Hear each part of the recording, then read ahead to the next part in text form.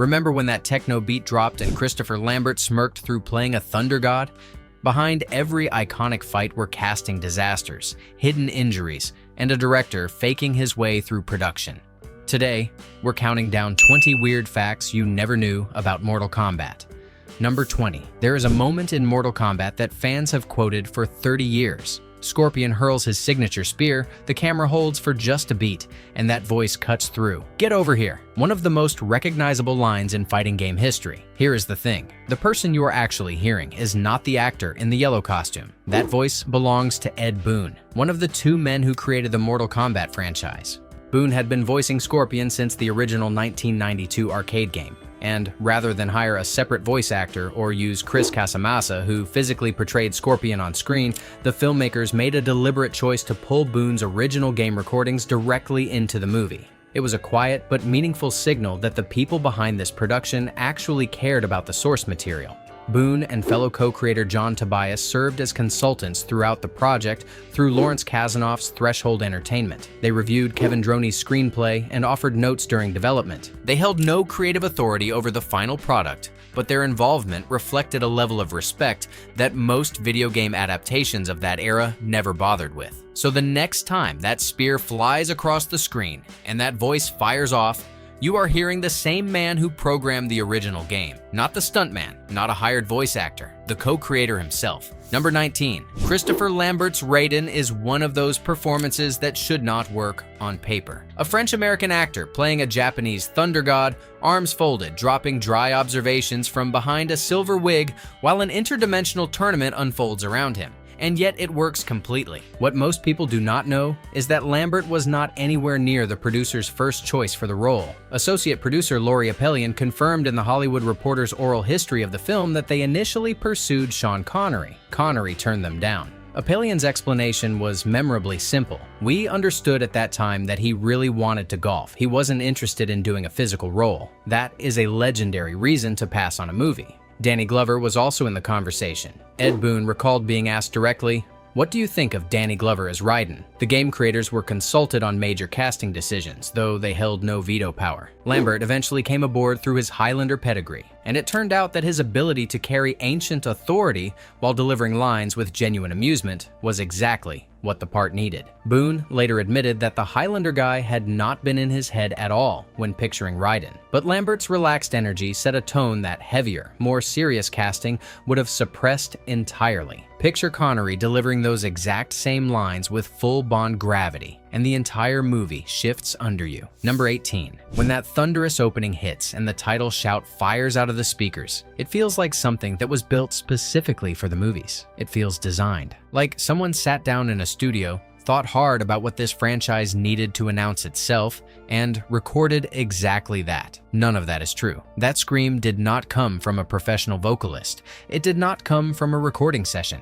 It came from a 30-second television commercial. The voice belongs to Kyle Wyatt, a Texas-based actor who recorded that shout for the Mortal Monday television commercial, promoting the game's home console release on September 13th, 1993. Belgian producers Oliver Adams and Maurice Engelin, performing as the Immortals, sampled Wyatt's shout directly into the track. He had no involvement in the song's creation whatsoever. Midway Games had brought Adams and Engelin in after their work with Lords of Acid, given them a copy of the game, character profiles, a library of sound effects, and roughly 1 month to compose an entire album between tour dates. Techno Syndrome came out as a single in 1993, 2 full years before the film existed. When the 1995 movie adopted the track, it went from a promotional tie-in to a permanent cultural anthem overnight.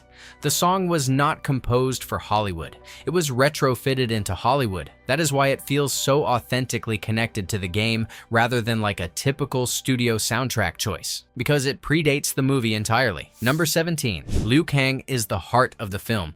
He is the character audiences root for from start to finish, and his martial arts work gives the movie a physical authenticity that no Hollywood stunt performer could have replicated. Here is what nobody knew at the time. The man playing him had said no to the whole thing before he ever set foot in an audition room. When Robin Shu's agent first called about Mortal Kombat, Shu's response was straightforward. First of all, it sounded stupid to me, so I said, no, I don't think so. He assumed the role would be another stereotypical Asian villain, which was a part he had played dozens of times in Hong Kong B-movies and had no desire to revisit. His agent convinced him to reconsider. What followed was grueling. 7 separate auditions, one after another, for the casting director, the producers, director Paul W.S. Anderson, the line producer, and finally, New Line Cinema executives. Shu later recalled that his agent had never heard of anyone being asked to read 7 times for a single role. Anderson fought hard for him, convinced that Shu's wushu championship background and his years of Hong Kong stunt work were irreplaceable. Jason Scott Lee, Russell Wong, Dustin Nguyen, and Philip Rhee all reportedly auditioned for the same part. Shu had won international forms championships in 1982 and 1983 and had worked alongside Jackie Chan. His near refusal almost cost the film its only performer with those credentials. Number 16. The reptile fight is widely considered the best sequence in the film. Liu Kang facing a creature that shifts between human ninja and CGI lizard, moving faster than the eye can comfortably follow. The reason that fight feels different from everything else in the movie is that both performers on screen were operating at a level most action films never get close to. One of them had originally auditioned for the lead role. Keith Cook Hirabayashi was a 5-time World Martial Arts Grand Champion, a 3-time Black Belt Magazine Competitor of the Year in 1983, 1985, and 1986, and a WAKO World Champion. Producer Fred Weintraub, who produced Enter the Dragon, once said of Cook, "Keith Cook's feet are as fast as Bruce Lee's hands." Cook and Robin Shu had trained together under instructor Roger Tung, and in 1982, the two of them had traveled to China together for intensive wushu study. When Cook first came in, he had auditioned for Liu Kang, the lead. It went to Shu instead. When Reptile needed to be cast for the reshoots, Reptile did not even exist in the original script yet. Shu picked up the phone and called Cook personally, telling him he needed someone to come in and have a really great fight. The friendship between them gave their sequence an instinctive chemistry. These were training partners who knew each other's timing down to fractions of a second. Watch how they anticipate each other's movements before the strike even completes. Number 15. Mortal Kombat was famous for one thing above all others when it hit arcades in 1992: the blood, the fatalities, the spinal rips and decapitations and fountains of gore that caused genuine congressional hearings and helped create the video game rating system. So how did the movie based on that property end up with a PG-13? Because New Line Cinema specifically asked for one, and then the filmmakers built their entire production around getting it. Associate producer Laurie Apelian recalled getting in real close with the ratings board to find out how many curse words you could have, how much blood you can have. The original Kevin Droney screenplay had been described internally as a hard RR. What the filmmakers discovered during that close reading of MPAA guidelines was a specific principle that became structural. Killing a human being on screen would trigger an R rating. Their solution was elegant. All visible on-screen deaths had to involve non-human characters. That is precisely why Goro's death is shown in full and human fighters' deaths are cut away from at the exact moment of impact. Anderson and Apelian essentially reverse-engineered every action sequence around the ratings board's rules, turning a commercial constraint into a production design principle. Critic Roger Ebert noted that fans might be disappointed by how much less brutal the deaths were compared to the games. He was right about that, but the PG-13 gamble was commercially validated. Number 14. Goro looks terrifying on screen. 4 arms, enormous presence, projecting exactly the threat a tournament champion should carry. Anderson's private assessment of the puppet used to create him was considerably less flattering. He called Goro basically a glorified lawn ornament. The animatronic suit was built by Tom Woodruff Jr. and Alec Gillis of Amalgamated Dynamics, the team that had just come off Alien 3. The suit cost approximately $1 million. Which consumed roughly 1/18 of the entire production budget. It weighed approximately 125 pounds, with a metal brace running down Woodruff's spine to distribute the load. A fiberglass helmet contained a small video screen so Woodruff could see. Production designer Jonathan Carlson stated that 13 to 16 puppeteers were needed operating simultaneously at any given moment. One for the eyeballs, one for the eyebrows, and so on down the list. ADI called it the first motion control creature they had ever developed. The suit broke down constantly. Woodruff could only operate inside it for roughly 2 minutes before oxygen levels forced him out. Carlson had originally designed koi ponds and water features for Goro's arena. Those were removed at the last minute. If Goro fell into water, it would short-circuit $1 million worth of electronics instantly. Anderson adapted by staging Johnny Cage's victory through a low blow and a pit kick, a crowd-pleasing, character-driven solution that masked the puppet's severe limitations perfectly. The constraint actually produced a better scene. Number 13. The outworld exteriors in Mortal Kombat have a scale and beauty that no production with this budget should have been able to achieve. Real ancient ruins, pristine limestone beaches, locations that feel genuinely otherworldly because they are genuinely extraordinary. What most people never considered is how any of that equipment got there, or what happened when someone needed a bathroom. The Thai locations included Wat Phra Si Sanphet in Ayutthaya for the temple sequences, and Railay Beach and Phra Nang Beach in Krabi for the arrivals and fights. These locations were so remote that all cast, all crew, and all equipment had to be transported by long canoe-style vessels for every single shooting day. Location manager Garrett Folsom faced an immediate practical crisis when production arrived. There were no bathroom facilities anywhere near the shooting locations. Boat trips back to the mainland were consuming shooting time. His solution was to construct an outhouse near the beach set. The boats carrying the crew had ornamental dragon head carvings fitted to their bows specifically for the outworld arrival scenes. The remote locations were a deliberate budget strategy. Real 14th century temple ruins and limestone karst beaches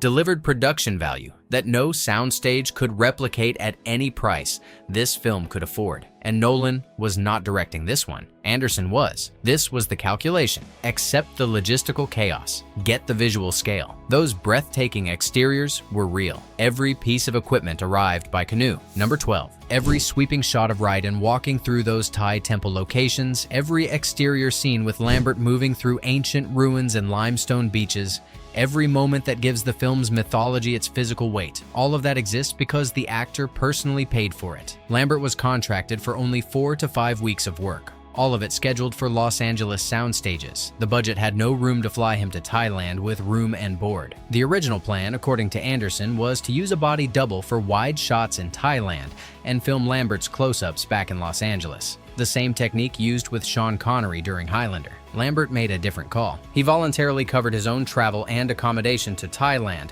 and worked far beyond his contracted period without additional charge. Anderson later said, he was laid back, he was chill, and nothing was too much trouble for him. And that person sets the tone on the set. When production wrapped with the budget completely exhausted, Lambert paid personally for what crew members described as an extravagant wrap party. There was one additional detail. Lambert was legally blind without his contact lenses and performed many scenes essentially unable to see clearly. His generosity was not just financial. His presence in Thailand during a grueling international shoot elevated the morale of every department. Raiden's scenes in those real locations carry an authenticity that green-screened close-ups never would have produced. Number 11. Look at the visual effects in Mortal Kombat. The portal sequences, Reptile's CGI transformation, Raiden's lightning crackling across the screen, Sub-Zero's ice effects. For a film with an $18 million budget, it carries a blockbuster sheen that it has absolutely no business having. Here is the explanation for that. The director faked every bit of confidence he projected about visual effects. Anderson's only previous film was Shopping, a micro-budget British crime picture made for approximately £100,000 starring a young Jude Law and Sean Bean. He had zero experience with visual effects of any kind. His solution was straightforward. He went to Samuel French's bookstore in Hollywood and, in his own words, bought every single book I could find on visual effects, on matte paintings, on CGI. He crammed VFX terminology until he could speak fluently about techniques he had never actually used. From the Hollywood Reporter oral history, it would sound like I knew more about CG than anyone else in Hollywood, even though I'd never been into a visual effects house. I kind of bluffed my way in. Associate producer Laurie Apelian had seen Shopping at a CAA screening room and was specifically impressed by Anderson's ability to stretch a tiny budget. That was exactly the skill this production needed. Anderson was approximately 30 years old when hired. He had been playing the arcade game in London between meetings while other directors treated the property as beneath them. His lack of experience became an advantage. All right, we're at the halfway mark, and things are about to get even wilder.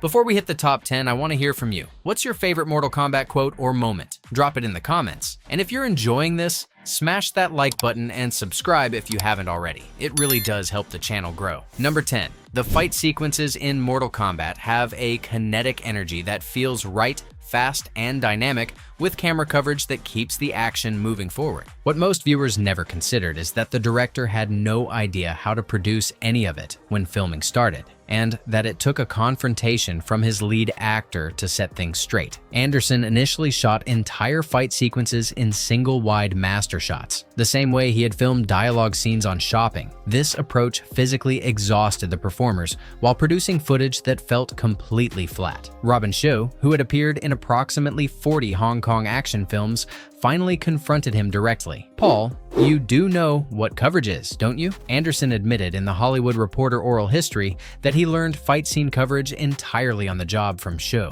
shooting from multiple angles, using inserts, varying shot sizes, all of it. He said that as filming progressed, he wanted to embrace more of a Hong Kong wirework martial arts feel, which was a direct result of that conversation. Shou's willingness to educate rather than embarrass his director transformed the production. Fight choreographer Pat E. Johnson, a 9th degree black belt who had worked on Enter the Dragon and The Karate Kid, gave Shou the freedom to incorporate his own ideas. The collaboration between Shou's Hong Kong experience and Johnson's Hollywood instincts produced a hybrid style the film otherwise could not have achieved. Number 9. Johnny Cage's fight with Scorpion is one of the film's most physically intense sequences. Ashby absorbs punishing hits in a tight, claustrophobic space, and the reactions feel genuinely raw. There is a good reason for that. Ashby was in real, significant pain throughout large portions of that shoot, and he chose to keep filming rather than stop production. During the Scorpion fight, Chris Casamassa delivered an axe kick that landed directly on Ashby's kidney, catching him right between the padding of his protective gear. Ashby suffered a severely bruised kidney. He was, in his own words, peeing blood for days afterward. Rather than halt production, he continued working while consuming painkillers constantly. Anderson recalled, "He was eating Advil like they were M&Ms, and he came off set saying, 'I've never been in so much pain in my life.'" Ashby had spent 2 solid months training with Patty Johnson before filming began, working specifically to master Johnny Cage's shadow kick and splits. His background included karate, taekwondo, Chinese kung fu styles, and amateur boxing.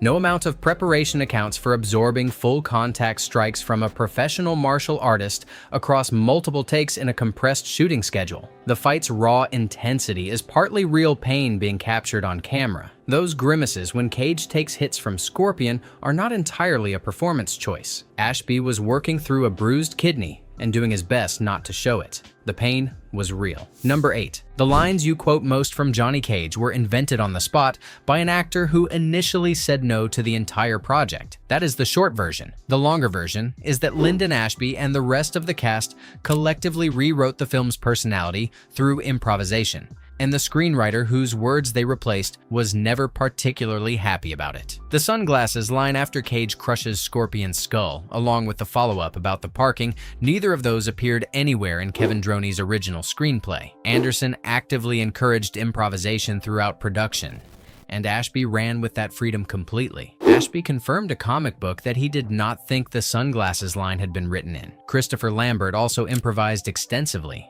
adding the dry humor to Raiden's delivery that was not in the original conception of the character. Ashby and the cast sat down during production and collectively reworked the script's personality, adding the comedy and self-awareness that made it memorable. Ashby's initial reaction to the project had been to decline.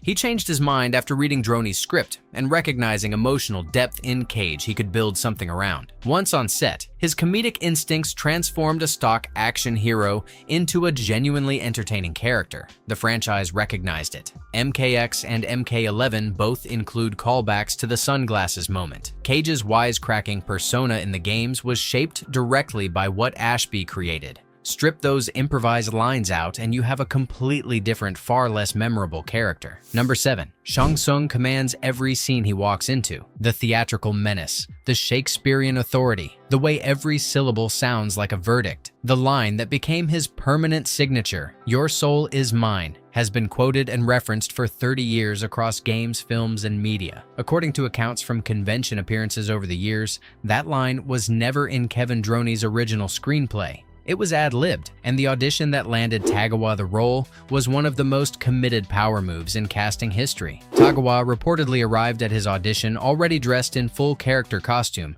and delivered his lines while standing on a chair. The casting team was stunned. He was hired immediately. Tagawa brought genuine martial arts training to everything he did on that set. Kendo from junior high school, Shotokan karate studied under Masatoshi Nakayama at the Japan Karate Association. His performance was grounded in physical discipline as much as dramatic preparation. Rather than play Tsung as a one-dimensional screen villain, Tagawa gave him actual gravity, hypnotic, dangerous, but genuinely compelling to watch. His portrayal proved so definitive that he reprised the role in MK Legacy in 2013, lent his voice and likeness to MK11 in 2019, and appeared in MK Onslaught in 2023. Ed Boon paid tribute after Tagawa's passing in December 2025, writing that he combined danger, swagger, and athleticism to his roles and will always be remembered as the man who first brought Shang Tsung to life on film. Number 6. The banter between Johnny Cage and Raiden is one of the great pleasures of watching Mortal Kombat. The one-liners, the comic undercurrent running through every act, the personality that keeps the film entertaining between fights. That tone exists almost entirely in spite of the written screenplay, and the man who wrote that screenplay had some very specific thoughts about what happened to it. Screenwriter Kevin Droney was openly furious about the cast's improvisations. At a Christmas party after the film's release, Droney introduced Lyndon Ashby to his date with these exact words. The words Droney used to make that introduction were memorable and unkind. Ashby recounted the full exchange in The Hollywood Reporter's oral history of the production. Droney's original screenplay had been denser with exposition and played considerably straighter than the finished film. Ed Boon and John Tobias had flagged specific concerns during their script review, particularly that Raiden was written as too much of a prankster. Boon told the producers, "He's not a clown. He's a very serious character." The final film went even further into humor than the script had, but through the actors rather than through the writing. Droney's primary subsequent writing credit was Wing Commander from 1999, which failed both critically and commercially. The friction between his vision and the cast's instincts produced the film's most memorable moments, whether he acknowledged that or not. The lines audiences remember were improvised. The lines they skip through were probably the ones he wrote. Number 5. Liu Kang's gravity-defying combinations, the mid-air kicks, and wire-assisted sequences that make the fight scenes feel like a live-action video game. Those were not something Hollywood had seen before in a Western production. Robin Shou brought Hong Kong-style wirework into the film's choreography, making Mortal Kombat one of the first Western productions to use the technique. 4 full years before The Matrix brought wirework into the mainstream consciousness of the industry. Anderson himself acknowledged it as the first time those big Chinese wire gags were used in a Western movie. While Shou was introducing that technique to American filmmaking, he was also quietly hiding fractured ribs from everyone around him. During the reptile fight, being thrown into a pillar edge on his 10th take fractured his ribs on the right side. Rather than report the injury and risk shutting down production, he whispered to Keith Cook, "I'm hurt on the right side of my ribs, so don't kick me there." He finished the fight before going to the hospital. Anderson later learned that Shou rated fights by how many ribs he had bruised during them. The reptile fight was a 3-rib fight. Shou later explained his thinking. "If I told them I fractured the ribs, they're going to stop production, and then there goes my Hollywood dream." The personal stakes transformed the fight scenes from choreography into something urgently real. Number 4. The Liu Kang vs. Reptile fight is the sequence most often cited as the single best thing in Mortal Kombat, a showcase of speed and wirework and genuine martial arts instinct that the rest of the film builds toward. It features a character who does not appear anywhere in Kevin Droney's original screenplay. Reptile was added entirely because test audiences told the filmmakers their movie needed more fights. Producer Lawrence Kasanoff recalled the feedback from that first test screening. "When we tested the first cut of the movie, the audience response was 100% uniform. We love everything we see. There are not enough fights in this movie." The production went back and spent significant additional money on 2 new sequences, a reworked and extended Johnny Cage vs. Scorpion battle, and the entirely new Liu Kang vs. Reptile encounter, filmed on a set built inside an airplane hangar at Van Nuys Airport. The film's release was pushed from May to August 1995, partly to accommodate the extra work. Neither Shaw nor Anderson knew what Reptile's CGI lizard form would look like when they filmed the human ninja sequences. They were shooting blind, trusting the visual effects team to create something compelling after the fact. Anderson later said the 2 added fights were his favorite fights in the entire film. The decision to listen to the audience rather than defend the existing cut was the single most important choice the production made. Number 3. Bridget Wilson's Sonya has a raw energy unlike anything else in the film.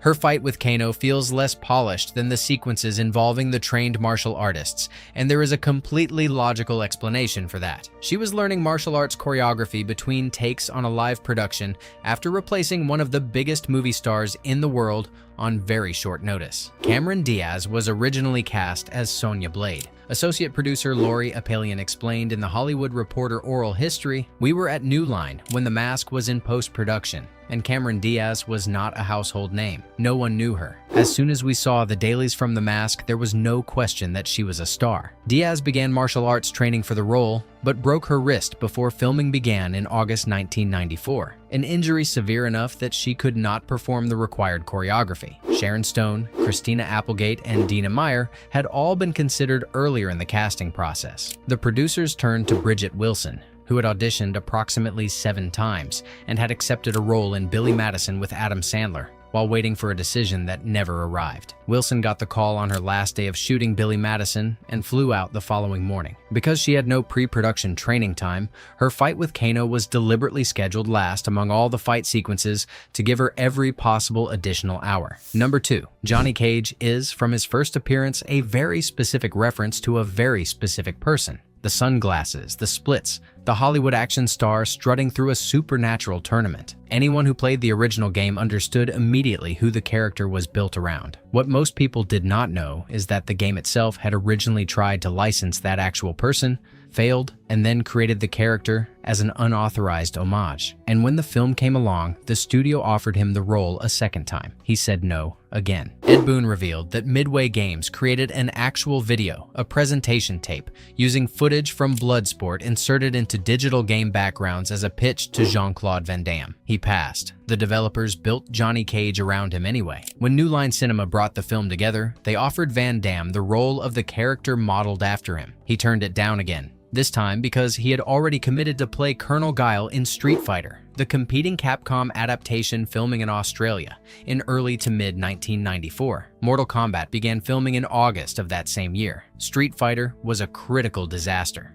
Mortal Kombat became the first commercially successful video game film in Hollywood history, opening at number 1 and holding that position for 3 consecutive weekends. Van Damme eventually came full circle. Number 1. Kano is snarling, brutal, wickedly funny, and speaks in that unmistakable accent that has defined the character across 3 decades of games, films, and television. Every piece of that identity traces back to one actor's lifelong fabrication. Trevor Goddard was born on October 14, 1962, in Croydon, South London, England. Not Perth, not anywhere in Australia. Goddard invented an Australian identity and maintained it throughout his entire Hollywood career. His official biography listed Perth as his birthplace. Casting directors, producers, co-stars, and the press all believed he was Australian. His parents, Eric and Clara Goddard, came forward in July 2003 after their son's death from an accidental overdose on June 7, 2003 at age 40 to reveal his true origins.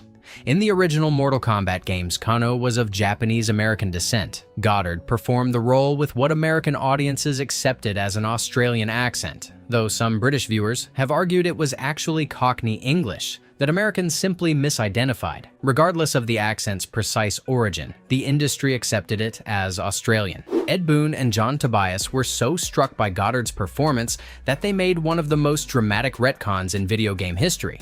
Kano's nationality was permanently changed from Japanese American to Australian in every subsequent title. Starting with Mortal Kombat, Special Forces, and continuing through Deadly Alliance, the 2011 reboot, MKX and MK11, Kano became Australian, complete with slang, longer hair, and personality traits modeled directly on Goddard's portrayal. Mortal Kombat was never supposed to work. A production run by a director who bluffed his way through visual effects, shot in locations accessible only by canoe, with a $1 million puppet that could barely move. Cameron Diaz broke her wrist and was replaced overnight. Sean Connery chose golf. Van Damme chose the wrong fighting game. An English actor fabricated an identity and rewrote the franchise permanently. The cast improvised past a screenwriter who never forgave them. The film's best fight features a character not in the original script, performed through fractured ribs. None of it was guaranteed. All of it came together. If this video surprised you, drop your favorite fact in the comments. Like, subscribe, and share this with someone who loves this movie as much as you do. And as always, flawless victory. We'll see you next time.